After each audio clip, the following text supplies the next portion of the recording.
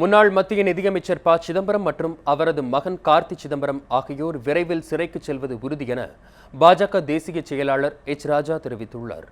தூத்துக்குடி மாவட்டம் விளாத்திகுளத்தில் சட்டமன்ற தொகுதி பாஜக ஊழியர் கூட்டம் நடைபெற்றது.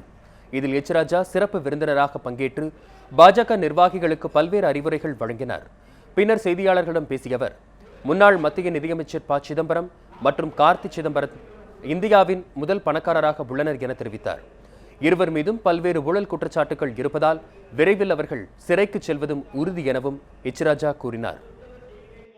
தந்தையும் தனையனும் ஒரு நாள் சிறையிலே இறுதியாக போய் சேருவார்கள் என்பதில் எனக்கு எந்தவித சந்தேகமும் இல்லை. ஏன்னா இன்னைக்கு சில தகவல்கள் வந்து கொண்டிருப்பது என்னன்னா, இந்தியாவிலேயே மிகப்பெரிய பணக்காரன் நம்பர் 1 ப. சிதம்பரம் அவர் பையனும் தான். அது காரணம் அவர்களுடைய பல்வேறு விதமான